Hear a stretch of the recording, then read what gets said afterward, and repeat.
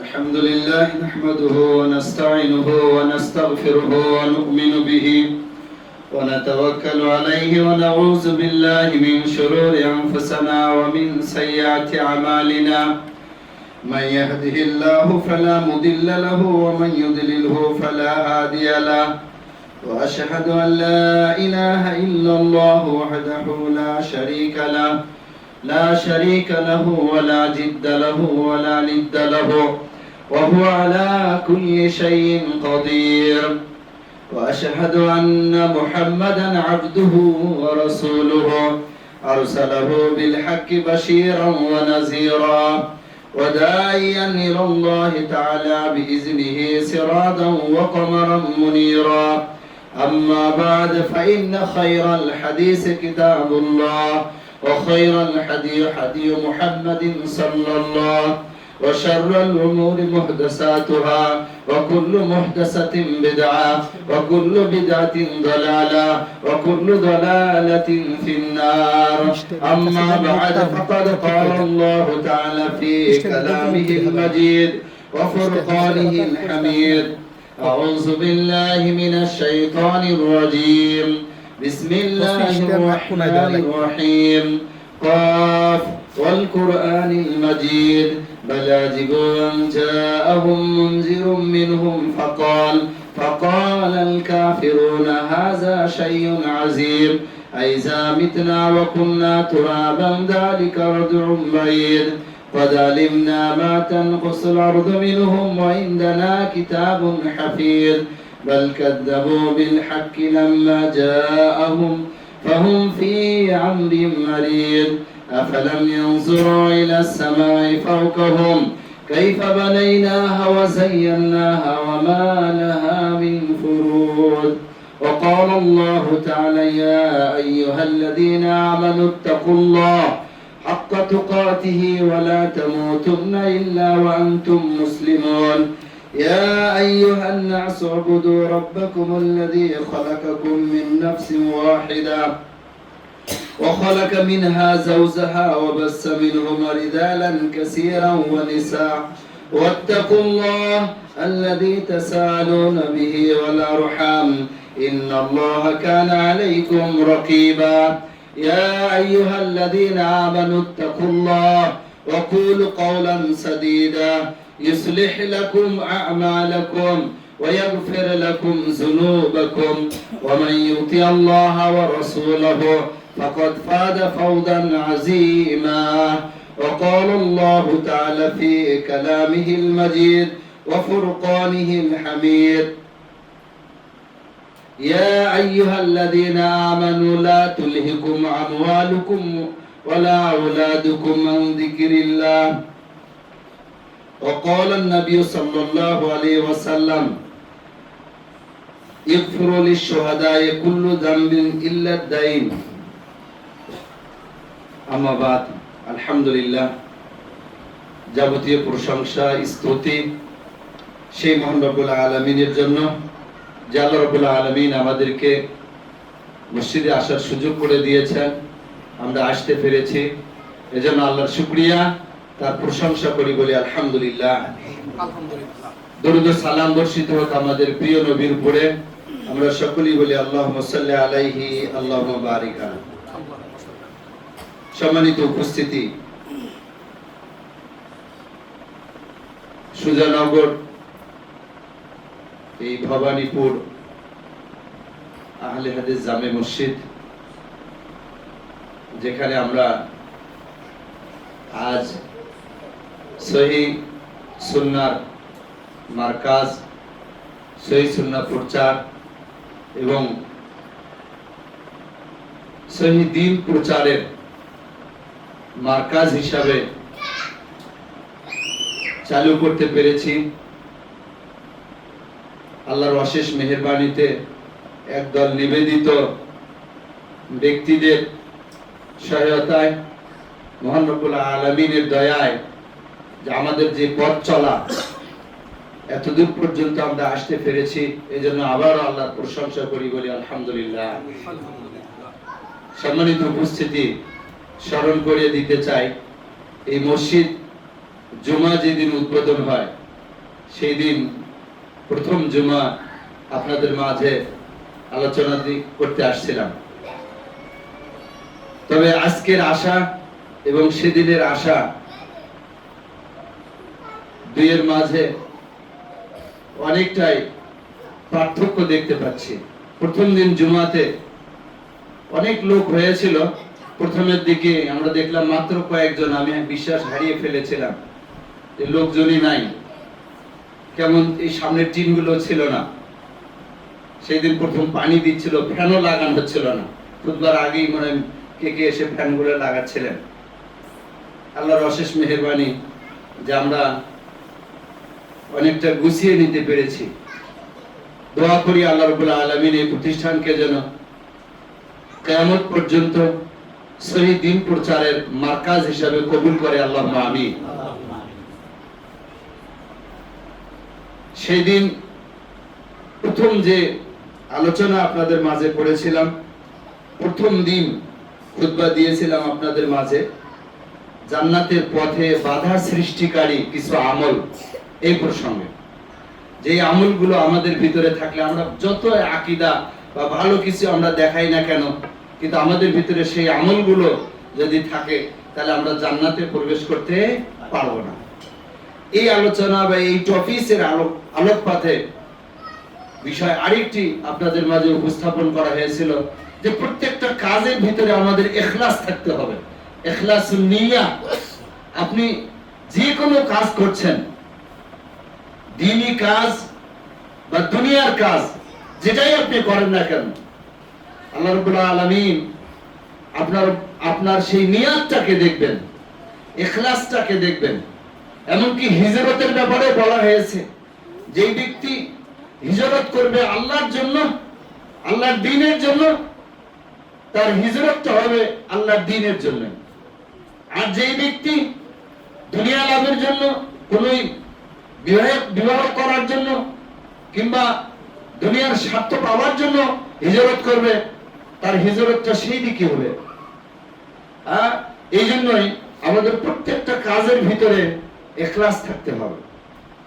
আল্লাহ রাব্বুল আলামিন এই জন্য কোরআনে পাক কারিমে সূরা বাইয়িনাতে বলছেন, ওয়া মা উমিরু ইল্লা লিয়াবুদুল্লাহা মুখলিসিনা লাহুদ্দিন।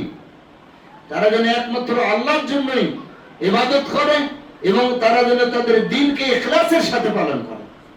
সম্মানিত উপস্থিতি, এই ইখলাস যদি আমাদের ভিতরে থাকে, একনিষ্ঠতা যদি আমাদের ভিতরে থাকে, তাহলে আমরা আমাদের কাঙ্ক্ষিত লক্ষ্যে আমরা পৌঁছতে পারবো ইনশাআল্লাহ।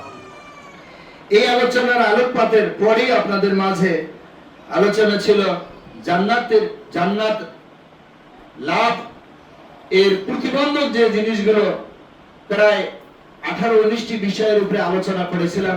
তার ভিতরে একটা ছিল ঈমান আনয়ন করা, 2 নম্বর হলো প্রতিবেশীকে কষ্ট না দেওয়া। ঈমান আনয়ন করা, প্রতিবেশীকে কষ্ট না দেওয়া। আমরা এই ভালো কাজগুলো করছি, আমরা খেয়াল রাখবো একজন অমুসলিমও যদি হয়, সেও যেন আমাদের কোনো কাজে কষ্ট না পায়। প্রথমে এটাকে আমাদের ইনশিওর করতে হবে। আমরা এখানে ভালো কাজের দাওয়াত দিচ্ছি, আমাদের কথা, কাজ, আচরণ, সে আমার যদি অমুসলিম প্রতিবেশী হয়, সেও যেন কষ্ট না পায়। বর্তমানে এই আলোকে 2-1টি কথা বলে আমি আমার মূল পয়েন্টে চলে যাচ্ছি। সেটা হলো, আমরা বর্তমানে একটা সংকটময় সময়ে রয়েছে। বিশেষ করে দাওয়াতি প্ল্যাটফর্মে এবং বিভিন্ন জায়গায় আমরা দেখতে পাচ্ছি যে আমরা বাধার সম্মুখীন হচ্ছি। গত কয়েকদিন আগে সিলেটের এক মসজিদে হামলা হয়েছে, আরো এক জায়গায় হামলা হয়েছে, এবং সালাফি আকীদার মসজিদগুলোর উপরে তারা আক্রমণ চালাচ্ছে। আমাদের খেয়াল রাখতে হবে, এখন বর্তমানে বিশেষত উগ্রতা পরিহার করতে হবে।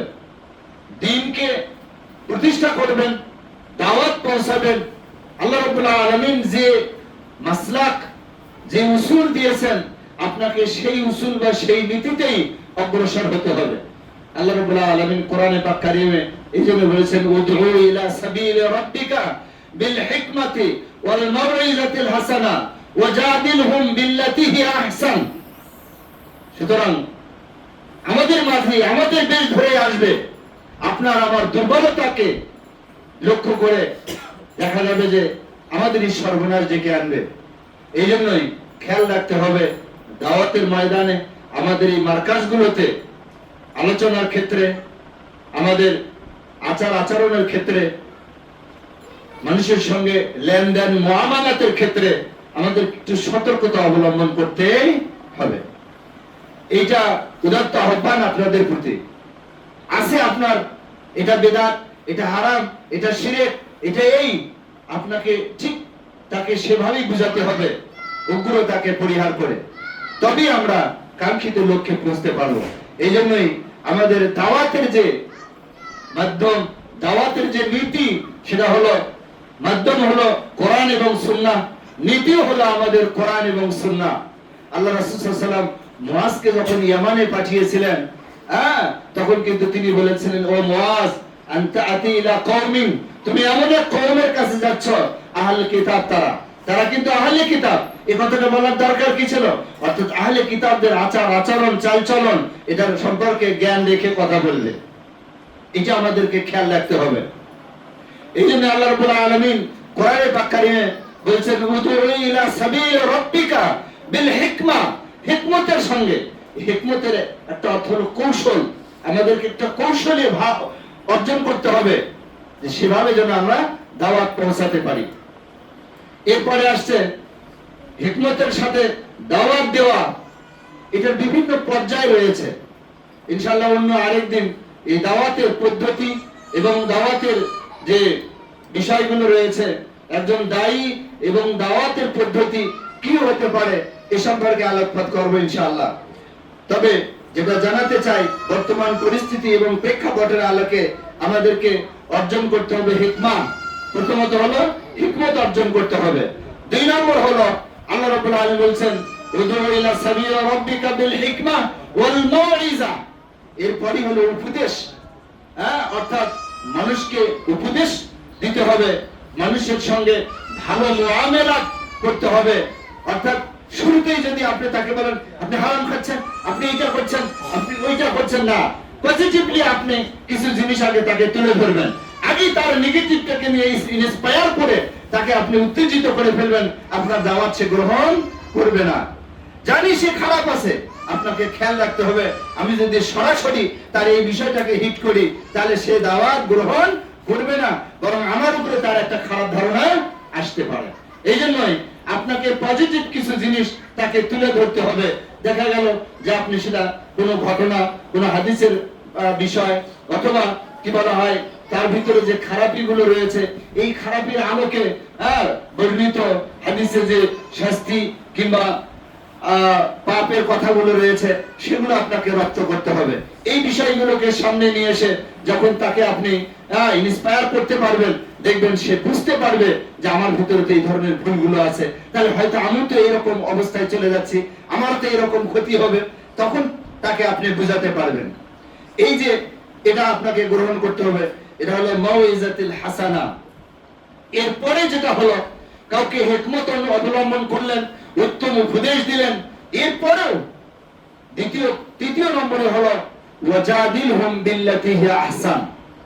তাদের সঙ্গে যদি তর্ক করতে হয় তাহলে সেইভাবে তর্ক করতে হবে যেটা উত্তম পদ্ধতি। আপনাকে কি বলা হয় ভাষার সংযমতা, কথা বলার ভঙ্গি এবং আপনার শারীরিক যে অ্যাপ্রোচিয়েট ভঙ্গিটা রয়েছে সেটাও খেয়াল রাখতে হবে, যে আপনি তার ভিতরে তাকে এমন ভাবে তার কথার পাল্টা জবাব আপনি দিচ্ছেন যে আপনি যেন ঠান্ডা রয়েছেন, স্থির রয়েছেন আপনার কথায়। কিন্তু আপনি যদি উত্তেজিত হয়ে যান তাহলে দেখা যাবে ওই তর্কের পরিণাম এমন হবে যে আপনি আঘাত পাবেন। সম্মানিত উপস্থিতি, কেন এই কথাগুলো বললাম? যেহেতু ওই যে বললাম বরিশালে এক মসজিদে, সিলেটের প্রায় কয়েকটি মসজিদে এরকম যারা সালাফিদের আচার আচরণ আমলে যারা ক্ষতিগ্রস্ত হচ্ছে, মূলত তারা দুনিয়াবি ক্ষতিগ্রস্ত হচ্ছে। এই দুনিয়াবি ক্ষতিগ্রস্ত বুঝতে পেরেছে যে সালাফদের এই দাওয়াত, সালাফি আকীদা এগুলো যদি প্রতিষ্ঠিত হয়, তাহলে আমাদের অবস্থা ভালো থাকবে না। এই জন্যই তারা টার্গেট করে এই ধরনের কাজগুলো করছে। সুতরাং আমাদেরকে খেয়াল রাখতে হবে সেই কাজগুলো থেকে আমাদের বিরত থাকা। এরই একটি অংশ হিসাবে আমরা খেয়াল রাখবো যে আমাদের প্রতিবেশী যারা রয়েছে, সে যেই হোক না কেন, আমরা তাদেরকে কষ্ট দেব না, আমরা তাদেরকে কষ্ট দেব না। আল্লাহ রাসূল সাল্লাল্লাহু আলাইহি ওয়াসাল্লাম এই জন্য বলেছেন, লা ইয়াদখুলুল জান্নাহ, ওই ব্যক্তি জান্নাতে প্রবেশ করবে না, মান লা ইয়ামানু জারুহু, বাওয়াইকাহু, যার কি বলা হয়, অনিষ্টতা থেকে তার প্রতিবেশী নিরাপদ নয়, এই ব্যক্তি জান্নাতে প্রবেশ করতে পারবে না। তা আমরা খেয়াল রাখবো যে আমি যেন আমার নিজেরটাকেও না হারাই। এরপরে অহংকার করা, অহংকার যদি আমাদের ভিতরে থাকে তাহলেও খেয়াল রাখতে হবে, আপনি যত আমল করেন না কেন, অহংকার আল্লাহ রাব্বুল আলামিনের চাদর, এটা আপনি ধারণ করতে পারেন না। আপনাকে বিনয়ী হতে হবে, আপনাকে আব্দ হতে হবে, আপনাকে ইস্তিসলাম, আত্মসমর্পণকারী হতে হবে, আপনাকে মুসলিম হতে হবে। এই জন্যই আল্লাহ রাব্বুল আলামিন ঈমান আনার পরে মুসলিম শব্দ ব্যবহার করেছেন, ইয়া আইয়ুহাল্লাযীনা আমানুত্তাকুল্লাহ, হে ঈমানদারগণ তোমরা আল্লাহকে ভয় করো। এরপরে বলছেন হাক্কা তুকাতিহি, ভয় করার মতো, ওয়ালা তামুতুন্না ইল্লা ওয়া আনতুম মুসলিমুন, আর মৃত্যুবরণ করো না মুসলিম না হওয়া ছাড়া। তার মানে মুমিন এবং মুসলিম এর মাঝে পার্থক্য রয়েছে। এই যখন মুমিন এবং মুসলিম একসঙ্গে বা আলাদা ভাবে আলোচনা হয়, এগুলোর কিছু পরিভাষা রয়েছে। এখানে মুসলিম এবং মুমিন আমরা যদি আলাদা করি, তাহলে ঈমানটা হলো সর্বপ্রথম, আর ঈমানের পরে আমলের সঙ্গে যুক্ত হলো মুসলিম। এই জন্য আপনাকে মুসলিম হওয়ার অর্থ হলো যে আপনার কাজে কর্মে এটা বুঝে দিতে হবে যে আপনি আল্লাহর উপরে ঈমানদার, ঈমান এনেছেন, এবং আপনার প্রত্যেকটি বিষয় আপনি দ্বীনের জন্য উৎসর্গ করে দিয়েছেন, দ্বীনের কাছে আপনি সারেন্ডার হয়েছেন। যেমন আল্লাহ রাব্বুল আলামিন ইব্রাহিম আলাইহিস সালামকে বলেছিলেন, আসলিম ইয়া ইব্রাহিম, হে ইব্রাহিম তুমি আত্মসমর্পণ করো। ইব্রাহিম আলাইহিস সালাম বলেছিলেন যে আসলামতু লিল্লাহি রাব্বিল আলামিন, আমি সেই মহান রব্বুল আলামিনের কাছে নিজেকে সমর্পণ করলাম। আমাদের টার্গেটই হবে এইটা যে আমরা যেন বলতে পারি সেই মুসলিম হওয়ার যে ভাষ্যটা, সেটা হবে ইন্না সালাতি ওয়া নুসুকি ওয়া মাহইয়ায়া ওয়া মামাতি লিল্লাহি রাব্বিল আলামিন। কত একেবারে নিবেদিত এই আয়াতটা আল্লাহ রাব্বুল আলামিন তুলে ধরেছেন যে একজন বান্দা তার ভাষাটা এরকম হতে হবে যে কি ইন্না সালাতি, আমার নামাজ, ওয়া নুসুকি, আমার কুরবানি, ওয়া মাহইয়ায়া, আমার বেঁচে থাকা, আপনি বেঁচে রয়েছেন পুরোটাই, ওয়া মামাতি, আমার মৃত্যুর পরেও কার জন্য, লিল্লাহি রাব্বিল আলামিন। এটা আপনার ভিতরে আসতে হবে, এর নাম হলো ইসলাম। এটা আপনার ভিতরে থাকতে হবে। আল্লাহ রাব্বুল আলামিন এই জন্য আমাদেরকে যেন পরিপূর্ণ রূপে মুসলিম হিসাবে যেন কবুল করেন, এটা আমাদের খেয়াল রাখতে হবে। এই জন্য আপনাকে সত্য কথা বলতে হবে, আপনাকে মিথ্যা পরিহার করতে হবে। যেমন আল্লাহ রাব্বুল আলামিন বলেন, ইয়া আইয়ুহাল্লাযীনা আমানুত্তাকুল্লাহ ওয়া কুলু কাওলান সাদীদা, তোমরা কি করো, সত্য কথা বলো। একজন মুসলিম সে কখনো সত্য বই মিথ্যা বলতে পারে না, সত্য বলবে। ওয়া কুলু কাওলান, আমরা আমাদের কওলের ভিতরে যেই কথার ভিতরে সত্যবাদীটাকে আমরা গ্রহণ করব, তাহলে আপনার ভিতরে কি আসবে, ইসলাম বা মুসলিমের পরিচয়টা আসবে। ফলে আপনি অহংকার মুক্ত হতে থাকবেন। যদিও যদি কোনো ব্যক্তি সত্য কথা বলে, আল্লাহ রাব্বুল আলামিন তার জন্য তিনটি বৈশিষ্ট্য দিবেন। আল্লাহ রাব্বুল আলামিন বলেন, ইয়া আইয়ুহাল্লাযীনা আমানুত্তাকুল্লাহ ওয়া কুলু কাওলান সাদীদা, যে তুমি সত্য কথা বলো, যে আর সঠিকটা বলো। যদি আমি সঠিক কথা বলি, আল্লাহ রাব্বুল আলামিন উপকার দিবেন কি, ইসলিহ লাকুম আ'মালাকুম, আল্লাহ আপনার আমলগুলোকে সঠিক করে দিবেন। আপনি যে কাজ করছেন, সত্যবাদিতা যার ভিতরে থাকবে, আল্লাহ তার আমলকে সংশোধন করে দিবেন। সুবহানাল্লাহ। ওয়া ইয়াগফির লাকুম যুনুবাকুম, আল্লাহ বলেন আমি তোমাদের গুনাহগুলোকে maaf করে দেব। সুবহানাল্লাহ। এরপরে বলেন ওয়া ইউতি আল্লাহ ওয়া রাসূলহু ফাকাদ ফাযা ফাওজান আযীমা। তো যদি কোনো ব্যক্তি সত্য কথা বলে এবং অহংকার মুক্ত হয়ে চলতে পারে, সেই ব্যক্তি যেন আল্লাহ এবং আল্লাহ রাসূলের আনুগত্য করে ফেললো। অর্থাৎ আল্লাহ এবং আল্লাহ রাসূলের আনুগত্য করাটাই হলো সত্য বলা এবং নিজেকে বিনয়ী হিসেবে প্রকাশ করা। সুতরাং সত্যবাদিতা এবং বিনয়ী যদি আপনার ভিতরে আসে, তাহলে আপনার জন্য এটা জান্নাতি আমল। সুবহানাল্লাহ। এটা হলো তাকওয়া। জান্নাতে প্রবেশের যে আমলগুলো রয়েছে তার মধ্যে এটা একটা, যে তাকওয়া অবলম্বন করতে হবে। যার ভিতরে তাকওয়া থাকবে সেই ব্যক্তি জান্নাতে প্রবেশ করবে। আল্লাহ রাব্বুল আলামিন মানুষের পরিচয়ের ক্ষেত্রেও তাকওয়াকে মানদণ্ড করেছেন, ইবাদতের ক্ষেত্রেও তাকওয়াকে মানদণ্ড করেছেন। আমরা রোজা রাখি, আল্লাহ রাব্বুল আলামিন বলেছেন লাআল্লাকুম তাত্তাকুন, ইয়া আইয়ুহাল্লাযীনা আমানু কুতিবা আলাইকুমুস সিয়াম কামা কুতিবা আলাল্লাযীনা মিন ক্বাবলিকুম লাআল্লাকুম তাত্তাকুন। তোমরা রোজা রাখবে, তোমাদের উপরে ফরজ করে দেওয়া হয়েছে রোজা, যেমন পূর্ববর্তীদের উপরে করা হয়েছিল, যাতে করে তোমরা মুত্তাকি হতে পারো। কুরবানির ক্ষেত্রে আল্লাহ রাব্বুল আলামিন বলেছেন লা ইয়ানালুল্লাহু লুহুমুহা ওয়ালা দিমাউহা ওয়ালাকিন ইয়ানালুহুত তাকওয়া। তার মানে কুরবানির ভিতরে আপনার তাকওয়া রয়েছে। তাকওয়াই হলো অহংকারের বিপরীত। এটা একটা পরহেজগারি এবং আত্মসমর্পণ করা। আর এই আচরণ যার ভিতরে আসবে সেই ব্যক্তি যেন জান্নাতি আমল করলো, সেই ব্যক্তিকে আল্লাহ রাব্বুল আলামিন জান্নাত দেবেন। এজন্য জান্নাতের আমল হলো তাকওয়া অর্জন করা। আর জান্নাত লাভের প্রতিবন্ধক হলো যে অহংকার করা। সুতরাং কোন ব্যক্তির ভিতরে যদি অহংকার আসে, সেই ব্যক্তি যেন মনে করে না এটা যে আমি জান্নাতে যাব। অহংকারীদের ঠিকানা কি বলা হয়? জাহান্নাম।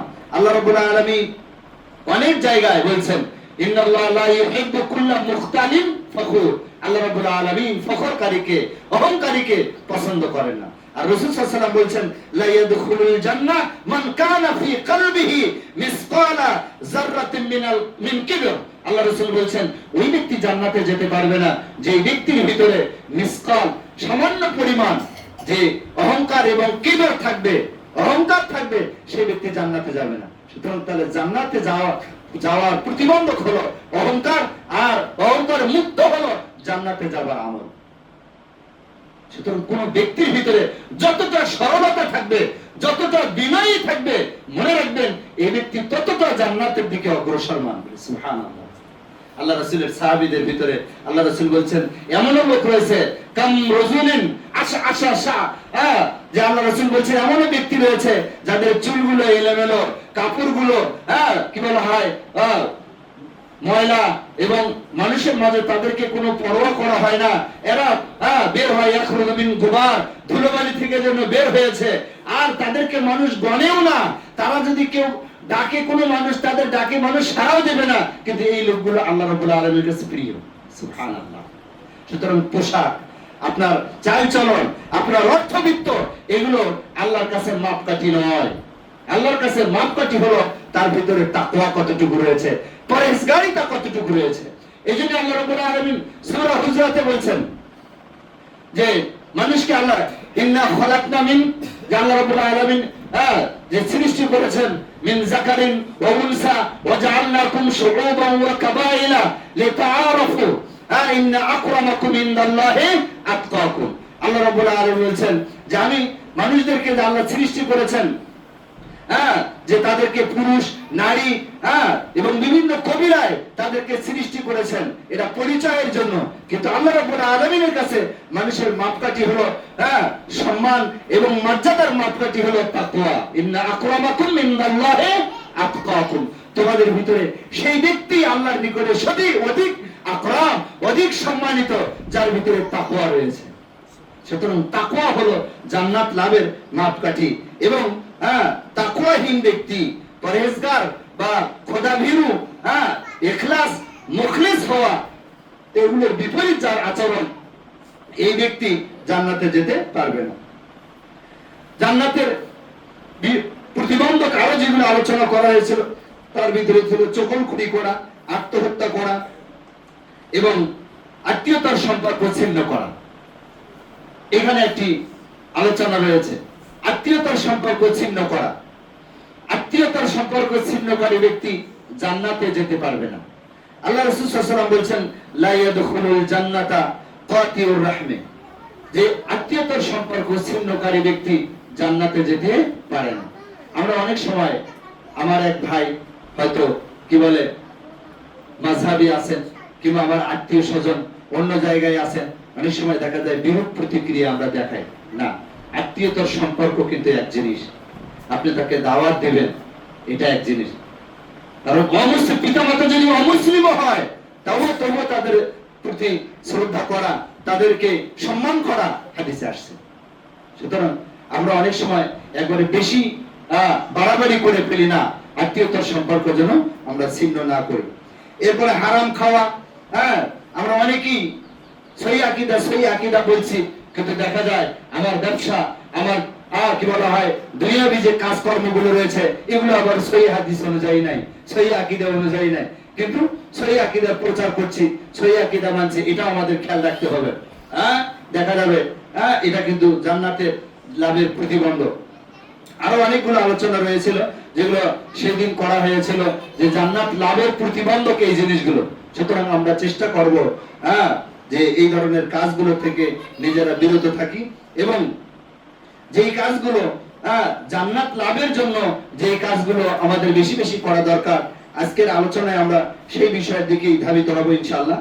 তো খেয়াল রাখবো যে সমস্ত কাজ আপনার আমার জন্য দিন প্রচারের ক্ষেত্রে কিংবা দুনিয়াতে চলার ক্ষেত্রেও প্রতিবন্ধক হবে, স্বাভাবিকভাবে সেই কাজগুলো থেকেও আমাদেরকে বিরত থাকতে হবে। আল্লাহ রাব্বুল আলামিন আমাদেরকে ওই ধরনের কাজগুলো থেকে বিরত থাকার তৌফিক দান করুক, সকলে বলি আমিন। সম্মানিত উপস্থিতি, জান্নাত লাভ মানুষের একটা চরম আকাঙ্ক্ষা। দুনিয়ার সব কিছুর বিনিময়ে একজন মুমিনের জন্য সর্বোত্তম এবং সর্বোচ্চ প্রায়োরিটি হলো জান্নাত লাভ করা। সুতরাং জান্নাত লাভের জন্য আমাদেরকে আকুল এবং ব্যাকুলতা থাকা এবং জান্নাত লাভের জন্য আমাদেরকে কাজ করা, এগুলো হলো সর্বপ্রথম প্রায়োরিটি। আল্লাহ রাব্বুল আলামিন জান্নাত লাভের জন্য যে সমস্ত বিষয় কোরআনে বলেছেন, যে সমস্ত বিষয়ে রাসূলুল্লাহ সাল্লাল্লাহু আলাইহি ওয়াসাল্লাম তার হাদিসে বলেছেন, আমরা সেই আলোকে নিজেদেরকে গঠন করব এবং নিজেদেরকে আমরা সেই আলোকে নিয়ে যাব, এটা আমাদের সর্বোচ্চ প্রায়োরিটি থাকবে।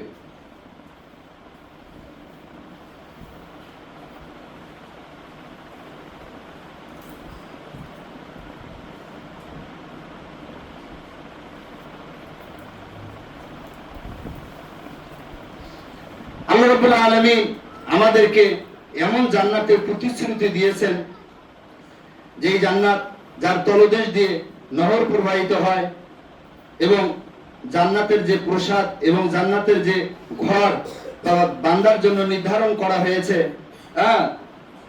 সূরা কোরআনে পাক কারিমে অনেক সূরাতে, বিশেষ করে আমরা যদি সূরা দাহার পড়ি এবং সূরা ওয়াকিয়া, আরো অন্যান্য সূরাগুলো যে রয়েছে যেগুলোতে আল্লাহ রাব্বুল আলামিন জান্নাতের সরাসরি বর্ণনা দিয়েছেন, তাহলে আমরা বুঝতে পারবো যে জান্নাত আমাদের জন্য অপরিহার্য। একটা হাদিস দিয়ে আগে শুরু করব। যদি আমরা মুমিন হই তাহলে দুনিয়াটা আমাদের কাছে কেমন এবং জান্নাতটা কেমন হবে, এই প্রসঙ্গে একটা হাদিস দিয়ে আমি আলোচনায় যাব। আল্লাহ রাসূল সাল্লাল্লাহু আলাইহি ওয়াসাল্লাম বলেছেন, দুনিয়াটা একজন মুমিনের কাছে কারাগার স্বরূপ। আপনাকে ভাবতে হবে কথাটা। এই আলোচনায় যাওয়ার আগে প্রথমত হলো দুনিয়াটার অবস্থান আপনাকে কেমন এটা মনে করতে হবে। আল্লাহ রাসূল বলেছেন, আদ-দুনিয়া জান্নাতুল লিল কাফির। দুনিয়াটা হলো জান্নাত কাদের জন্য? কাফেরদের জন্য। আর হলো সিজনুল লিল মুমিন, মুমিনদের জন্য এটা কারাগার, মুমিনদের জন্য এটা কারাগার। এই উদাহরণটাকে যদি আমরা সামনে নিয়ে আসি তাহলে আপনার এবং আমার পাওয়া কি?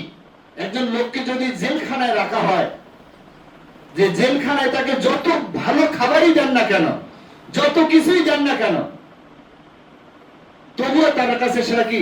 জেলখানা। একজন মানুষকে জেলখানায় থাকতে চাইবে না। এই জন্য আপনাকে ভাবতে হবে এই দুনিয়া আমার কাছে প্রায়োরিটির বস্তু নয়, অথচ আমরা এর বিপরীত করছি। আল্লাহ রাব্বুল আলামিন সেটা কোরআনে বলছেন, বাল তুসিরুনাল হায়াতাদ দুনিয়া, তোমরা দুনিয়ার জীবনকে প্রাধান্য দিচ্ছ, ওয়াল আখিরাতু খায়রু ওয়া আবকা, আখিরাত হলো তোমাদের জন্য উত্তম এবং স্থায়ী। তাহলে উত্তম এবং স্থায়ী যেটা, সেটা আপনার আসল আবাস, এটা আপনাকে মনে রাখতে হবে। যেটা অস্থায়ী, যেটা ক্ষণস্থায়ী, সেটা হলো দুনিয়া, এটা আপনার আসল আবাস নয়। আপনাকে এটা ভাবতে হবে। আরেকটা জিনিস, এখন দুনিয়াতে আপনি থাকবেন কিভাবে, এটাও রাসূল সাল্লাল্লাহু আলাইহি ওয়াসাল্লাম বলেছেন। আল্লাহ রাসূল ইবনে ওমর থেকে আসছে, তিনি বলছেন আল্লাহ রাসূল আখাযা মানকাবাই, আল্লাহ রাসূল আমার মানকাব, এর অর্থ হলো আমার ঘাড় ধরলেন, একদা ঘাড়ের উপরে হাত রাখলেন। এরপরে বলছেন কুন ফিদ দুনিয়া কান্নাকা গারিব আও আবিরা সাবিল, তুমি দুনিয়াতে এমন ভাবে থাকো যে তুমি যেন একজন অপরিচিত এবং একজন মুসাফিরের ন্যায় তুমি থাকো। তার মানে কি, দুনিয়া আপনার আসল ঠিকানা নয়। আপনাকে মনে রাখতে হবে যে আপনার আসল ঠিকানা হলো জান্নাত। এটা লাভের আশা আপনাকে করতে হবে, এটা আপনার ভিতরে আগে আনতে হবে।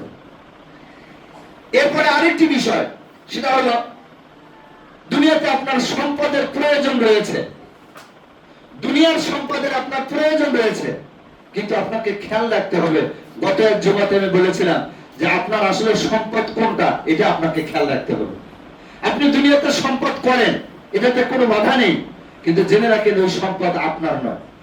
আপনি এখনই মারা যান, আপনার প্রত্যেকটা বিষয় চলবে। আপনি এটা মনে করেন না আমি না থাকলে একেবারে আমার ছেলে মেয়ে, অনেক আপনারা দেখতে পারেন অ্যাক্সিডেন্টে পুরো পরিবার মারা গেছে, খালি একটা বাচ্চা বেঁচে আছে, ও চলবে না? তার সুন্দর চলবে, এক কষ্ট হোক কিন্তু বেঁচে রয়েছেন। পরবর্তী শুনছেন ভাই আপনার ছেলে, বাবা মাকে বললেন না, ওই যে শোনেননি একটা অ্যাক্সিডেন্ট হয়েছিল, আমার চাচা কাকা পুরো ফ্যামিলি মারা গেছিলেন, খালি আমি বেঁচেছিলাম। এরকম লোক থাকবে না? দুনিয়া আপনি ছাড়া চলবে না, আগে এই জিনিসটা আপনার ভিতরে আনতে হবে। আপনি ছাড়া আপনার এই দুনিয়ার কার্যক্রম এটা চলবে। আপনার যেটা প্রয়োজন সেইটা করতে হবে আপনাকে। আল্লাহ রাসূল সাল্লাল্লাহু আলাইহি ওয়াসাল্লাম এই জন্য বলছেন, মানুষ মনে করে সর্বদাই যে এটা আমার মাল, এটা আমার মাল, কিন্তু আসলে তার মাল বা তার সম্পদ কোনটা সে এটা তো জানে না। আসলে মানুষের সম্পদ হলো তিনটা, এই তিনটাকে আপনি যত্ন করেন। একটা হলো মানুষ যা খায়, এটা খাওয়াটা মানুষের সম্পদ। আপনি কিন্তু যেটা আপনার সম্পদ কি, আপনি যেটা খেয়েছেন এটাই আপনার সম্পদ।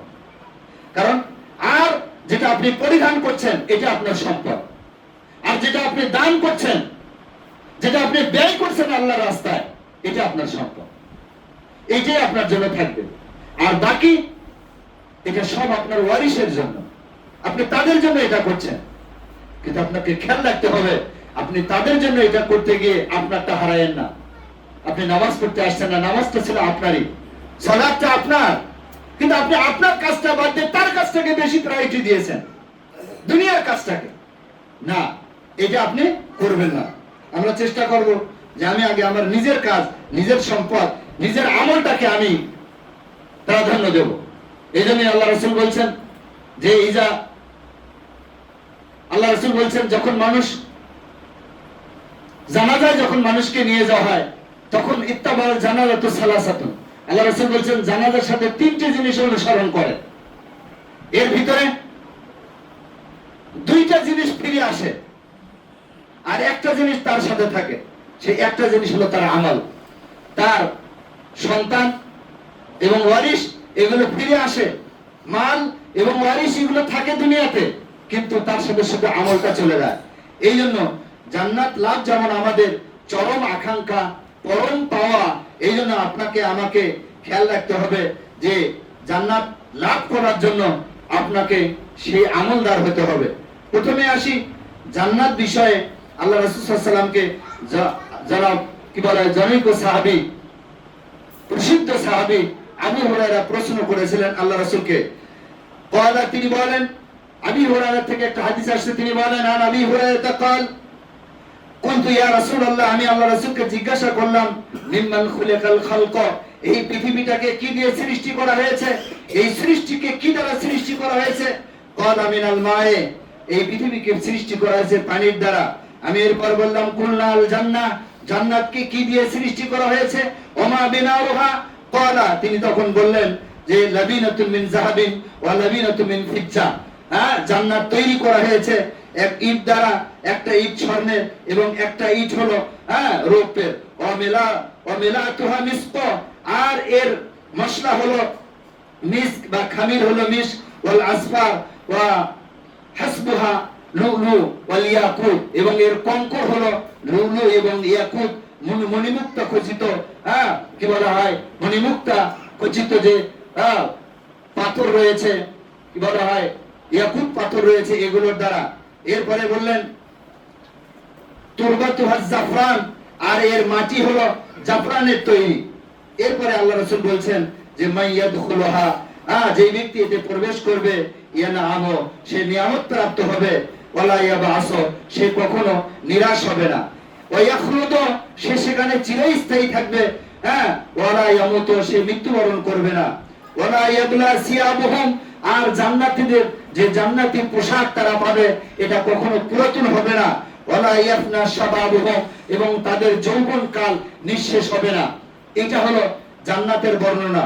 সম্মানিত উপস্থিতি, জান্নাতীরা একে অপরকে দেখতে পাবে, তাদের যত বড়ি যেখানে তাদেরকে, আমরা এটা প্রমাণ করার জন্য যদি বর্তমানে বলি, এই ঘরগুলোতে আপনি যদি আমরা ধরেন কাজ বের হয়েছে, কাওয়ারির বের হয়েছে, ভিতর থেকে বাইরে দেখা যায়, বাইরে আল্লাহর ভিতরটাকে দেখতে পারে না। আপনি মানুষ, আপনি এটা তৈরি করেছেন। ঠিক জান্নাতীদের ভবন বা প্রাসাদগুলো হবে এমন যে তারা একে অপরকে দেখতে পাবে। জান্নাতীরা একে অপরকে দেখতে পাবে, তাদের যখন প্রাসাদে তারা ঢুকবে বাহিরে দেখতে পাবে, কিন্তু বাহিরের আল্লাহরা ভিতরকে দেখতে পারবে না। জান্নাত নাজ নিয়ামত এমন রয়েছে যেটা কল্পনার বাহিরে। আল্লাহ রাসূল সাল্লাল্লাহু আলাইহি ওয়াসাল্লাম বলছেন যে এই জন্যই জান্নাতের ব্যাপারে বলছেন যে জান্নাত এমন যে উইদ্দাত লিল ইবাদি, আল্লাহ রাব্বুল আলামিন তার বান্দাদের জন্য তৈরি করেছেন, আর তারা হলো সালেহীন, যারা নেককার বান্দা। মালা আইনুন রাআত, সংক্ষেপে বর্ণনা, জান্নাতের সাজ সরঞ্জাম নিয়ামত হলো এমন যে কোনো চক্ষু যায় এখনো দেখে নাই, এবং ওয়ালা উযনুন সামিআত, এবং কোন কর্ণ যা শোনে নাই। আপনাদেরকে বর্ণনা দিয়ে কি করে বোঝানো যাবে যে জান্নাতে এরকম?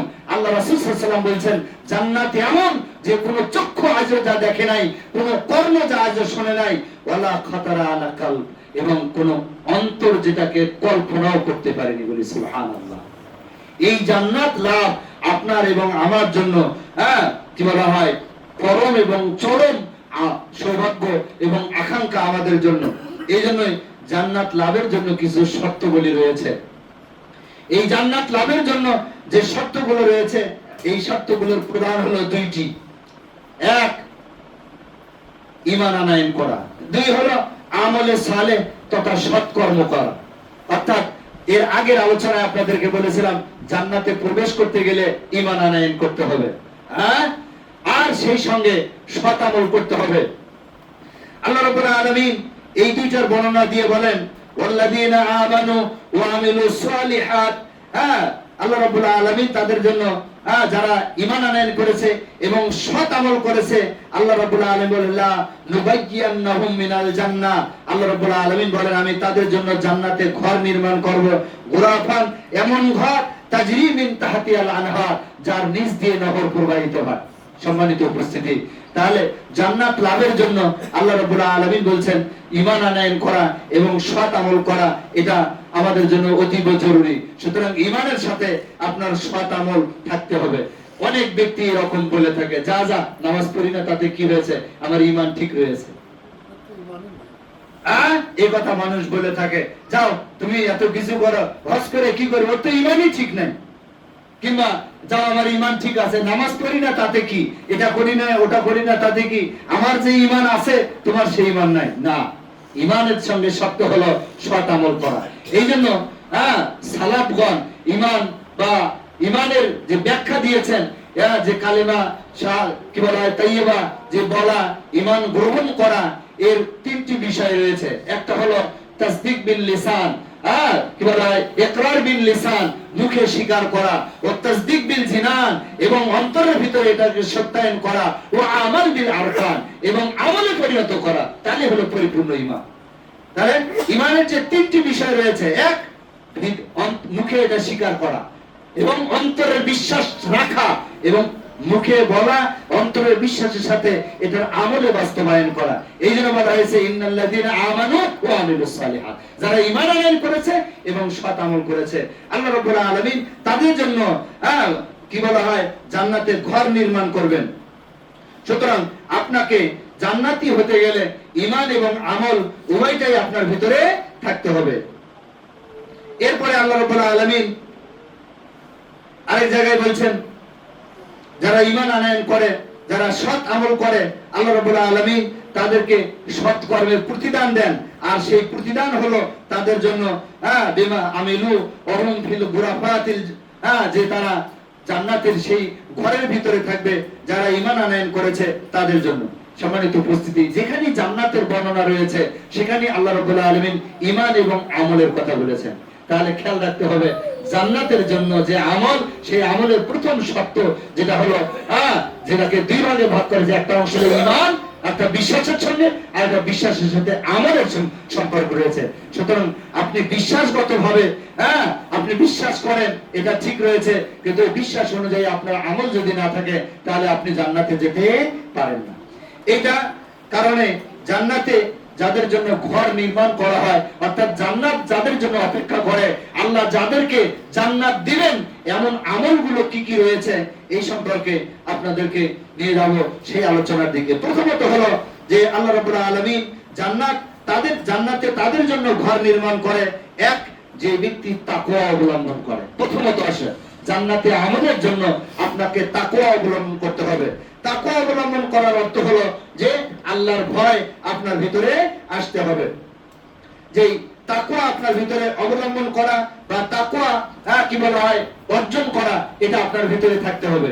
এখন তাকওয়ার যদি আপনাকে ওয়াজ করা হয় এটা দীর্ঘ সময় লাগবে, তবে আমি সংক্ষেপে শুধু যে বিষয়টা তুলে ধরবো, তাকওয়ার অনেকগুলো স্তর রয়েছে। তার ভিতরে একটা স্তর হলো, প্রথম স্তর হলো ওই ব্যক্তি মুত্তাকি বা পরহেজগার। ওই ব্যক্তিকে মুত্তাকি বা পরহেজগার বা তাকওয়াবান বলা হবে যার ভিতরে তিনটি জিনিস থাকবে। খেয়াল রাখবে, কয়টা জিনিস থাকবে? তিনটা জিনিস থাকবে। এক, প্রথমত হলো আপনার অঙ্গ প্রত্যঙ্গ। আল্লামা ইবনুল কাইয়্যিম রাহিমাহুল্লাহ বলেন যে তাকওয়ার প্রথম স্তর হলো অন্তর, মানুষের অন্তর অঙ্গ প্রত্যঙ্গকে যাবতীয় পাপাচার হারাম বিষয়বস্তু থেকে রক্ষা করতে হবে। আপনার নিজের অঙ্গ প্রত্যঙ্গ এবং কি বলা হয় অন্তরকে যাবতীয় পাপাচার থেকে যদি মুক্ত করতে পারেন, মনে করতে হবে আপনার অন্তরের ভিতরে কোনো খারাপ উদিত হবে না। এটা একেবারে উচ্চ স্তর। আসতে মনের ভিতরে আনতেছেন না, এটা তাকওয়ার একটা বড় স্তর। মানে তার ভিতরে অন্তরের ভিতরেও খারাপই আসবে না। আর দ্বিতীয় স্তর হলো যার ভিতরে এটা থাকতে হবে মাকরুহ বা অপছন্দনীয় বিষয় সমূহ, এগুলো থেকে বিরত থাকতে হবে। তৃতীয় স্তর হলো যে তাকওয়াবান ব্যক্তি, তাকেও বলা হবে যে ব্যক্তি অনর্থক বিষয় থেকে বেঁচে থাকে।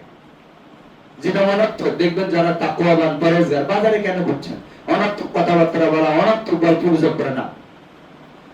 খেয়াল রাখবেন আল্লাহ রাব্বুল আলামিন কথা, কাজ সবকিছুকে রেকর্ড করছেন। দুইটা উদাহরণ দিচ্ছি। আল্লাহ রাব্বুল আলামিন সূরা ইনফিতারে বলছেন কিরামান কাতিবিন ইয়ালামুনা মা তাফআলুন।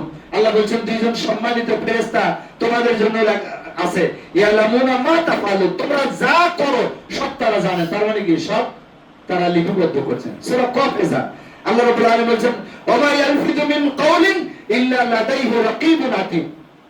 আল্লাহ বলছেন মানুষ যে কথাই বলে না কেন সেটাকে সংরক্ষণ করা, সেটাকে লিপিবদ্ধ করার জন্য আল্লাহর পক্ষ থেকে একজন সংরক্ষণকারী রয়েছে। তাহলে আপনার কথা, কাজ সবটাই কি করা হচ্ছে? সংরক্ষণ করা হচ্ছে। এরপরে এটা সংরক্ষণ করার পরে আপনাকে কি করা হবে? যেমন আল্লাহ রাব্বুল আলামিন বলছেন সূরা হুমাযার ভিতরে ফামান ইয়ামাল মিসকালা যাররাতিন খায়রান ইয়ারা, যে ব্যক্তি যাররা পরিমাণ ভালো আমল করবে সেটা সে দেখতে পাবে। ওয়া মান ইয়ামাল মিসকালা যাররাতিন শাররান ইয়ারা, তাহলে যাররা শব্দ ব্যবহার করেছে, অর্থাৎ অণু থেকে অণু কোনো কিছুই আল্লাহ রাব্বুল আলামিনের কাছে বাদ নেই। শেষটা কি হবে? এরকম যখন করা হবে এরপরে দেখেন আল্লাহ রাব্বুল আলামিন সেটা আপনার সামনে উপস্থাপন করবেন, তখন অবস্থা কি হবে? আল্লাহ বলছেন তখন অপরাধীদের সামনে যখন তাদের আমলনামাকে নিয়ে আসা হবে তখন অপরাধীরা বলবে এত কিছুকে যখন সংরক্ষণ করা হয়েছে, এই কিতাবটা এত বড় হবে, তার সংরক্ষণ সেই লিপিটা এত বড় হবে, তারা বলবে মালে হাজাল কিতাব, এটা কি কিতাব গো, যে আমাদের সে ছোটটাকেও ছাড়িনি, বড়টাকেও ছাড়িনি, ইল্লা আহসা, সেটাকে কি করা হয়েছে, লিপিবদ্ধ করা হয়েছে। তার মানে সব কিছু লিপিবদ্ধ হবে। এই জন্য আপনাকে খেয়াল রাখতে হবে যে তাকওয়াবান ব্যক্তি কখনো অনর্থক কাজ করতে পারে না। এই জন্য তৃতীয় বিষয় হলো অনর্থক বিষয় থেকে বেঁচে থাকা। কোন ব্যক্তির ভিতরে যদি দেখেন তাকওয়াবান ব্যক্তি চেনার উপর হলে, কোন ব্যক্তি যদি দেখেন কম কথা বলে, লোকালয়ে কম ঘোরে, মসজিদ মুখী বেশি হয়, কি বলা হয়, অনর্থক কথা বলে না, ঝগড়া ফাসাদ এড়িয়ে চলে, কান্নাকাটি করে, এবং দুনিয়ার পোশাক, দুনিয়ার যে লোভ লালসা, দুনিয়ার যে আরাম আভিজাত্য, এগুলো যদি ত্যাগ করা কোনো ব্যক্তির ভিতরে দেখেন, তাহলে বুঝতে হবে এই লোকটা তাকওয়াবান। এখন দেখেন তো এটা আমাদের ভিতরে আছে নাকি? কোন ব্যক্তির ভিতরে এইটা যদি থাকে, তাহলে মনে করতে হবে এই ব্যক্তি তাকওয়াবান, পরহেজগার।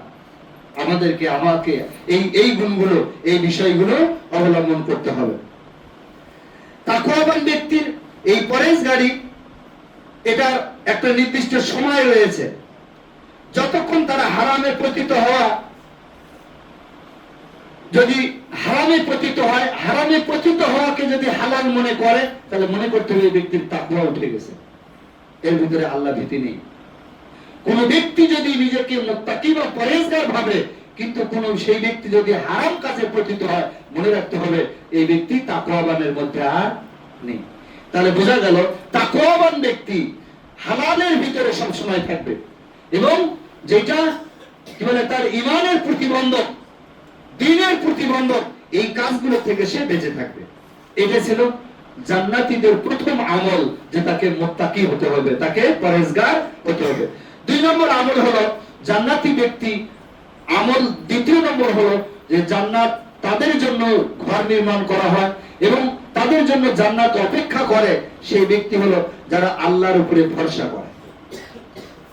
আল্লাহর উপরে ভরসা আপনার ভিতরে থাকতে হবে, এটা জান্নাতি আমল। আল্লাহ রাব্বুল আলামিন কোরআনে পাক কারিমে বলেছেন, ওয়াল্লাযীনা আমানু ওয়া আমিলুস সালিহাত, যারা কি বলে ঈমান আনয়ন করে এবং সৎ আমল করে, আল্লাহ রাব্বুল আলামিন বলেছেন লা নুবাইয়্যান্নাহুম মিনাল জান্নাহ গুরাফা, তাদের জন্য আমি কি বলা হয় জান্নাতে একটা ঘর নির্মাণ করি, তাজরি মিন তাহতিহাল আনহার, যার নিচ দিয়ে নহর প্রবাহিত হয়, খালিদিনা ফিহা নিমা আজরুন আমিলিন। এটা কারা? আল্লাযীনা সাবারু ওয়া আলা রাব্বিহিম ইয়াতাওয়াক্কালুন, যারা আল্লাহর উপরে, যারা কি বলে বালা মুসিবতে যারা সবুর অবলম্বন করে এবং আল্লাহর উপরে যারা ভরসা করে। সুতরাং আল্লাহর উপরে ভরসা, তাওয়াক্কুল থাকা, আল্লাহর উপরে ভরসা করা, এটা একজন ব্যক্তি, মুমিন ব্যক্তির কাজ। এবং ওই মুমিন ব্যক্তি যে ব্যক্তি জান্নাত লাভের আশা করে এবং আল্লাহ যার জন্য জান্নাতে ঘর নির্মাণ করে। বলে সুবহানাল্লাহ। এর একটা উদাহরণ দেখ, মানে বাস্তবতার সাথে। আমাদের অনেকেরই একটা ভাবনা রয়েছে, ছেলে মেয়ে কম নেওয়া, না বেশি ছেলে মেয়ে নেব না, বা এরা কি খাবে। একটা উদাহরণ এটা মাত্র বলছি। আল্লাহ রাব্বুল আলামিন কোরআনে পাক কারিমে বলেছেন, লা তাকতুলু আওলাদাকুম খাশিয়াতা ইমলাক, খবরদার সন্তান সন্ততিকে তোমরা দরিদ্রতার ভয়ে হত্যা করো না। এই জায়গাটাতে আমি আপনাদেরকে একটা ইঙ্গিত দিচ্ছি। আপনার সন্তান দুটো নেন, আপনার সন্তান পাঁচটা হচ্ছে না কেন? কি সমস্যা আপনার? কেন নিচ্ছেন না? জিজ্ঞাসা যদি করেন কি বলবেন? জমি জমা অল্প, ভাই খুব গরিব মানুষ, এত নিয়ে বাচ্চা কাচ্চা মানুষ কি করে করবে? এই তাওয়াক্কুল বুঝাতে গিয়ে এই কথাটা বলতেছি। এই জন্য এটা হলো তাওয়াক্কুলের পরিপন্থী কাজ, এইটাই হলো তাওয়াক্কুলের পরিপন্থী কাজ। তার মানে আল্লাহর উপরে আপনার ভরসা নেই। আল্লাহর উপরে ভরসা করা আপনার ভিতরে নেই। কি কারণে? আপনি দায়িত্ব নিয়েছেন যে আমার এই বাচ্চার রুটি রুজি কিভাবে হবে, এর রিজিক কিভাবে আসবে, এই চিন্তা আপনি নিলেন কেন? এই চিন্তা কার? আল্লাহ নিজেই বলছেন তুমি দরিদ্রতার ভয়ে হত্যা করো না। বর্তমান যুগে দেখা যায় যে এখন প্রায় পরিবারে 2-3টে বাচ্চার পরে আর বাচ্চা নাই ওই পরিবারে। যাদের ভিতরে এই চিন্তা ঢুকেছে তিনি তাওয়াক্কুলের পরিপন্থী কাজ করছেন। এটাও তাওয়াক্কুল, একটা খালি কাজ করলো, আরো অনেক আছে। আমি আমার উদাহরণ দিয়ে বলি। আমার বাবার 10 জন ছেলে মেয়ে, আমরা 8 ভাই 2 বোন। আমার বাবা এটা আমাদেরকে শিখেছেন যে আমার যদি 5 নম্বর ছেলেটা না হতো তাহলে আমি মাদানির বাবা হতাম না, কারণ আমার 5 নম্বর ছেলেটা মদিনায় গেছে। আমার যদি 8 নম্বর ছেলেটা না হতো তাহলে আমি মাদানি হতাম না, কারণ আমার 8 নম্বর ছেলেটা মাদানি। আমার যদি 2 নম্বর ছেলেটা না থাকতো তাহলে আমি বাসবাজার মাদ্রাসা বা দারুস সুন্নাহ মাদ্রাসার প্রিন্সিপাল বা শিক্ষক এরকম কোন ছেলে পেতাম না। আমার যদি খালি একটাই ছেলে থাকতো। তা আমার 8টা হয়েছে বলেই তো আল্লাহ আমাকে এইরকম নিয়ামত গুলো দিয়েছেন। ওই আমার বাবার আমার মার তো ওই 8টার সিজারও লাগেনি, কিছুই লাগেনি। বর্তমানে একটা ভীতি এবং এমন একটা এই তাওয়াক্কুলের পরে খালি একটা উদাহরণ দিলাম, এই আমলগুলো আমাদের মাঝে আছে কিনা অল্পতেই ভাবে নেই যে আয়েশা বলে আমার ছেলে কি খাবে, এত বড় সংসার, আমি কি করে কাজ করব। জেনে রাখুন আপনার সন্তানের জন্মের আগেই আল্লাহ তার রিজিক নির্ধারণ করে রেখেছেন। দুনিয়াতে আসার আগেই আল্লাহ রাব্বুল আলামিন তার রিজিক নির্ধারণ করে দিয়েছেন। আপনি কেন এই রিজিকের চিন্তা করেন? এরই নামে হলো তাওয়াক্কুলের না থাকা। তাহলে প্রত্যেকটা কাজই আপনার এরকম আল্লাহর উপরে ভরসা থাকতে হবে। এই ভরসা বা এই তাওয়াক্কুল যদি থাকে আল্লাহ রাব্বুল আলামিন তার জন্য জান্নাতে ঘর নির্মাণ করে। বলি সুবহানাল্লাহ। এখন দেখেন তো বর্তমানে এই জেনারেশনে কোন এলাকায় কারো শুনতে পারবেন ওর মুখের 12টা ছেলে মেয়ে? আমার বাবার 11 জন ছেলে মেয়ে, আমরা 11 জন ভাই বোন। আমার বড় আব্বা 17 জন ছেলে মেয়ে, যে তারা আমার একই মা। কোনদিনই তারা ভাবিনি, কিন্তু কেউ বসে নেই। আমার বড় আব্বার 3 ছেলে সৌদি আরবে। 7 জন ছেলের ভিতরে 7 জনই হাফেজ। তারা এগুলো গর্ব করতো। মাওলানা শিহাবুদ্দিন সুন্নির নাম শুনেছেন? আমি শিহাবুদ্দিন সুন্নির ভাতিজা। উত্তরবঙ্গের মধ্যে আলোড়ন সৃষ্টিকারী আলেম ছিলেন। তিনি বলতেন এভাবে, তুমি নিজের আল্লাহর উপরে ভরসা না করে তুমি কার উপরে ভরসা করছো? এই ভরসাটা আমাদেরকে আনতে হবে। একটা উদাহরণ হলো জন্মগত এই বিষয়টা। এটা কিন্তু আমাদের ফ্যামিলিতে এলাকাতে এখন অনেক খুঁজেও পাওয়া যায় না। কোন ফ্যামিলিতে এখন 8টা ছেলে মেয়ে, 5টা ছেলে মেয়ে, 4টে ছেলে মেয়ে নাই। কিন্তু আস্তে ধীরে প্রশ্ন করেন, কথা বলেন, একটাই উত্তর বের হয়ে আসবে, এত বাচ্চা নেই কি করবো?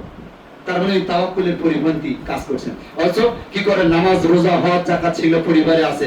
জান্নাতে আপনি যাবেন, প্রথমেই তো আপনি গলত করে ফেলছেন। আল্লাহর উপরে আপনার বিশ্বাস নেই, তাওয়াক্কুল নাই আপনার। এই জন্য তাওয়াক্কুল থাকতে হবে। এটা ছিল 2য় নম্বর আমল। 3 নম্বর হলো, সংক্ষেপে বলছি, আরেকটি আমল আপনাদেরকে দিচ্ছি, যেটা হলো তাওয়াক্কুলের অনেকগুলো ব্যাখ্যা রয়েছিল। দেখ, আরেকটা আমল হলো সূরা ইখলাস 10 বার পাঠ করা। আমলের দিকে সূরা ইখলাস কোন ব্যক্তি যদি 10 বার পাঠ করে আল্লাহ রাব্বুল আলামিন তার জন্য জান্নাতে ঘর নির্মাণ করেন। আল্লাহ রাসূল বলেন, মুয়াজ ইবনে আনাস থেকে বর্ণিত, তিনি বলেন, আনাস আল-জুহাইনি সাহাবী নবী সাল্লাল্লাহু আলাইহি ওয়াসাল্লাম, তিনি আল্লাহ রাসূলের সাহাবী ছিলেন। তিনি বর্ণনা করেন, ক্বালা মান ক্বারা, রাসূল সাল্লাল্লাহু আলাইহি ওয়াসাল্লাম বলেন, ক্বালা মান ক্বারা কুল, যে কুল হুয়াল্লাহু আহাদ, কোন ব্যক্তি যদি কুল হুয়াল্লাহু আহাদ এবং হাত্তা ইয়াখতিমাহা একেবারে শেষ পর্যন্ত পড়ে, আশারা মাররাত, সে যদি 10 বার পড়ে, বানা আল্লাহু কাসরান ফিল জান্নাহ, আল্লাহ রাব্বুল আলামিন তার জন্য জান্নাতে ঘর নির্মাণ করবেন। এই হাদিসটার একটা ব্যাখ্যা শুনুন। সূরা ইখলাস 10 বার পাঠ করলে আল্লাহ জান্নাতে ঘর নির্মাণ করবেন, মানেটা কি? সূরা ইখলাসে কি জিনিস আছে? সূরা ইখলাসে আছে আল্লাহ রাব্বুল আলামিন ছাড়া সকল মানুষই আল্লাহ রাব্বুল আলামিনের দিকে মুখাপেক্ষী, আর আল্লাহ রাব্বুল আলামিন স্বয়ং সম্পূর্ণ, আর আল্লাহ এক এবং আল্লাহ অদ্বিতীয়। আর আল্লাহ কাউকে জন্ম দেননি, কারো থেকে তিনি জন্ম গ্রহণ করেন নাই, তাই নাম আল্লাহ। তার কাছে আপনাকে চাইতে হবে। এই বিশ্বাস এবং এই আকীদা যে ব্যক্তির ভিতরে, এই জন্য সূরা ইখলাসের মর্যাদা এমন, 3 বার পাঠ করলে 1 খতম কোরআন পাঠ করা হয়ে যায়। 3 বার পাঠ করলে 1 খতম কোরআনের সওয়াব দেওয়া হয়। বলি সুবহানাল্লাহ। এই সূরার ভিতরে আল্লাহ রাব্বুল আলামিন একজন বান্দার ঈমানের পূর্ণতার কথা বলেছেন। বলি সুবহানাল্লাহ। কুল হুয়াল্লাহু আহাদ, আল্লাহ এক এবং অদ্বিতীয়। আপনি দুনিয়ার কারো কাছে যে চাইবেন ওই ব্যক্তি এক এবং অদ্বিতীয় কিনা দেখবেন। ওই ব্যক্তি যদি কারো থেকে জন্মগ্রহণ করে থাকে ওই ব্যক্তি পূর্ণ নয়, তাহলে ওর কাছে আপনি কিছু চাইতে পারেন না, ওর অভাব রয়েছে। যত বড় পীর হোক, তার বাচ্চা কাছে ছেলে ছিল মেয়ে ছিল না, কিংবা মেয়ে ছিল ছেলে ছিল না, কিংবা তার অভাব ছিল, সে রোগে শোকে মারা গেছেন কিনা, সে ডাক্তারের কাছে গিয়েছেন কিনা, যদি এইটা হয় তাহলে বুঝতে হতো সে আল্লাহর সমাদ ছিল। আল্লাহ যেমন সমাদ, ওই ব্যক্তি কি এরকম সমাদ হতে পারবে, স্বয়ং সম্পূর্ণ হতে পারবে? এই সূরার ভিতরে বান্দা আল্লাহ রাব্বুল আলামিনের কাছে সবকিছুকে নিবেদিত করে। এই জন্য এই সূরার এত বড় মর্যাদা। 10 বার কোন ব্যক্তি যদি দিনে সূরা ইখলাস তেলাওয়াত করে, এর অর্থ বুঝে, তাহলে এই ব্যক্তির জন্য আল্লাহ রাব্বুল আলামিন জান্নাতে ঘর নির্মাণ করবেন। রাসূলুল্লাহ সাল্লাল্লাহু আলাইহি ওয়াসাল্লাম বলেছেন। ইমাম আহমদ এই হাদিসটি বর্ণনা করেছেন। হাদিসটা সিলসিলায়ে সাহিহার ভিতরে আসছে। 4 নম্বর হলো ধৈর্যশীল হওয়া। ধৈর্যশীলতা প্র্যাকটিস আপনার ভিতরে থাকতে হবে। অধৈর্য হওয়া যাবে না। জান্নাতি ব্যক্তি অধৈর্য হতে পারে না, ধৈর্যশীল আপনাকে হতে হবে। এই ধৈর্যশীল যদি আপনার ভিতরে থাকে, তাহলে মনে করতে হবে আপনার জন্য আল্লাহ রাব্বুল আলামিন জান্নাতের একটা ঘর নির্মাণ করবেন। কেন এটাকে নিয়ে আসলেন? সূরা বাকারাতে যান, আল্লাহ রাব্বুল আলামিন বলছেন ওয়াস্তাঈনু বিস-সাবরি ওয়াস-সালাহ ইন্নাল্লাহা মা'আস সাবিরিন। আল্লাহ রাব্বুল আলামিন বলছেন তোমরা আল্লাহর কাছে ধৈর্য এবং সালাতের মাধ্যমে চাও।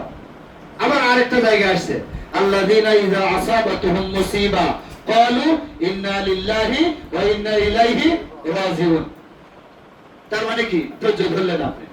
কোন ব্যক্তি যখন ধৈর্যের মাধ্যমে আল্লাহর কাছে নিজেকে সুপর্দ করে ফেলে, তখন ওই ব্যক্তির জন্য আল্লাহ যথেষ্ট হয়ে যায়, বলি সুবহানাল্লাহ।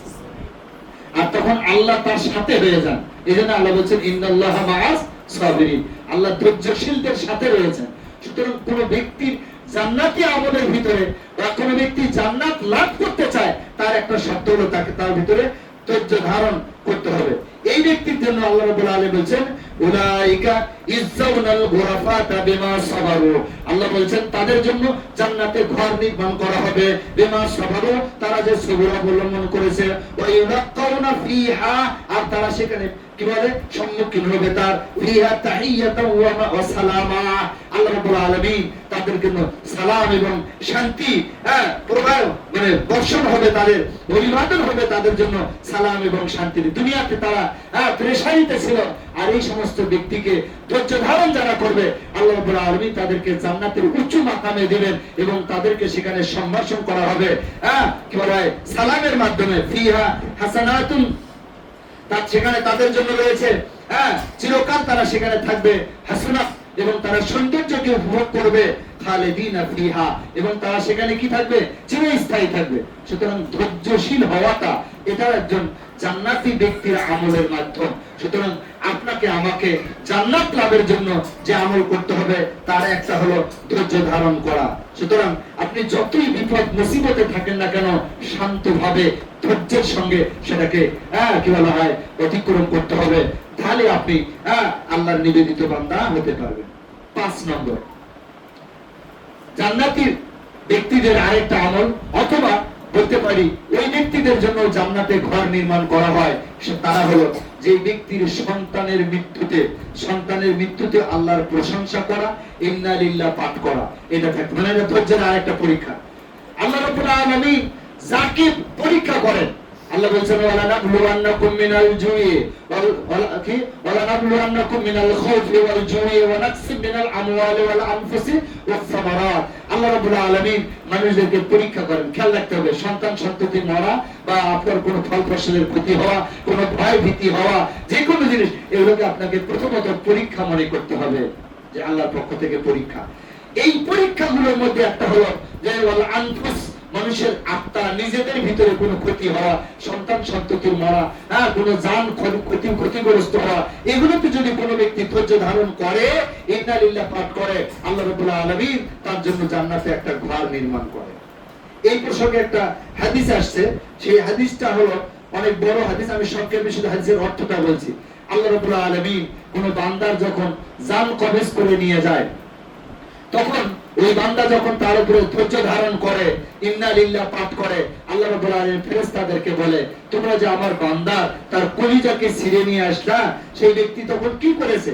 তখন বলে যে হে আল্লাহ, আমরা যখন তার এই একে নিয়ে আসছি তখন সে ইন্না লিল্লাহ পড়ছেন, ধৈর্য ধারণ করছেন। আল্লাহ রাব্বুল আলামিন তখন তার ব্যাপারে বলে থাকেন, আল্লাহ রাসূল বলছেন যে তোমরা ওগুলো আমার এই বান্দার জন্য তোমরা তৈরি করো, একটা ঘর তৈরি করো জান্নাতের ভিতরে, যে ঘরটার নাম হলো বাইতুল হামদ। বাইতুল হামদ, এই হাদিসটা আসছে ইমাম তিরমিজি হাদিসটাকে বর্ণনা করেছেন। হাদিসটা কি বলা হয়, মান হলো হাসান পর্যায়ের হাদিস। হাদিসের নাম্বার হলো 1021। সম্মানিত উপস্থিতি, কোন বান্দা যদি তার একেবারেই সন্তান সন্ততিতে যদি ধৈর্য ধারণ করে, এবং এই ধৈর্য ধারণ করা এটা এমন আমল যে তার জন্য জান্নাতে ঘর নির্মাণ করা হয়। 6 নম্বর হলো মসজিদ নির্মাণ করা। এই যে আপনারা এখানে যে যা অবদান রয়েছে, যে যেভাবে আপনারা এতে সহযোগিতা করছেন, একটা জিনিস সেই দিনে বলেছিলাম, এটা কিন্তু ওয়াকফুলিল্লাহ, আল্লাহর জন্য এটা ওয়াকফ করে দিয়েছেন। তার মানে দুনিয়ার ভিতরে এটা কার ঘর? আল্লাহর ঘর। আপনি সরাসরি আল্লাহর ঘরের সাথে সম্পৃক্ত। কোন ব্যক্তি যদি মসজিদ নির্মাণ করে, আল্লাহ রাব্বুল আলামিন তার জন্য জান্নাতে ঘর নির্মাণ করেন। মান বানা মসজিদান লিল্লাহি বানা আল্লাহু বাইতান ফিল জান্নাহ। যে ব্যক্তি আল্লাহর জন্য একটা ঘর নির্মাণ করে, আল্লাহ তার জন্য জান্নাতে একটি ঘর নির্মাণ করবে। সুবহানাল্লাহ। আরেকটি হলো নিয়মিত নফল এবং সুন্নতের রাবেতা, এই আমলগুলো করা। আমরা অনেকেই নামাজের আগে এই যে 12 রাকাত সুন্নাত রয়েছে, এই সুন্নাতগুলো আমরা পড়ি না। এই নামাজের আগে পরে এই সুন্নাতগুলো, সুন্নতের রাবেতা যেগুলো, এই সুন্নাতগুলো আপনারা পড়বেন। যে ব্যক্তি দিনে এবং রাতে এই সুন্নাতগুলো পরিপালন করবে, ইসনা আশারা রাকাতান তাতুআন গায়রা ফারিদাতান ইল্লা বানাল্লাহু বাইতান ফিল জান্নাহ। যে ব্যক্তি এই নামাজগুলো পড়বে, আল্লাহ রাব্বুল আলামিন তার জন্য জান্নাতে একটা ঘর নির্মাণ করবেন। আরেকটা আমল হলো 4 রাকাত চাশতের সালাত আদায় করা। চাশতের সালাত 4 রাকাত আদায় করা, এটাও জান্নাতে একটা আমলের কথা বলা হয়েছে। এরপরে আসছে আল্লাহর রাস্তায় জিহাদ করা, বাজারে গিয়ে দোয়া করা। সর্বশেষ এটা দেব যে বাজারে গিয়ে দোয়া করা। আমরা অনেক সময় বাজারে যাই, বাজারে যাওয়ার একটা দোয়া রয়েছে, সেটা হলো লা ইলাহা ইল্লাল্লাহু ওয়াহদাহু লা শারীকা লাহু লাহুল মুলকু ওয়া লাহুল হামদু ইউহয়ী ওয়া ইউমীতু ওয়া হুয়া হাইয়্যুন লা ইয়ামুতু বিয়াদিল খায়র ওয়া হুয়া আলা কুল্লি শাইইন কাদির। এই দোয়াটা পড়লে যে এই ব্যক্তির জন্য জান্নাতে একটা ঘর নির্মাণ করা হয়, প্রায় 10 লক্ষ সওয়াব লেখা হয়। এই যদি দোয়াটা পাঠ করা হয়, তার জন্য এটা জান্নাতি আমল। এরপরে আসছে সালাতের কাতারের মাঝে ফাঁকা বন্ধ করা, এটাও জান্নাতি আমল। কোন ব্যক্তি যদি জান্নাত কাতারের মধ্যে ফাঁকা বন্ধ করে এবং সুন্দরভাবে দাঁড়ায়, তাহলে তার জন্য জান্নাতে ঘর নির্মাণ করা হয়। আরেকটা হলো ন্যায় সঙ্গত থাকা অবস্থায়। এটা ন্যায়, আপনার হক, আপনি ইচ্ছা করলে ঝগড়া করতে পারেন, এমতো অবস্থায় আপনি ঝগড়া করেন না। আপনি ছেড়ে দিয়েছেন, তারপরে আপনি প্রতিশোধ নিলেন না।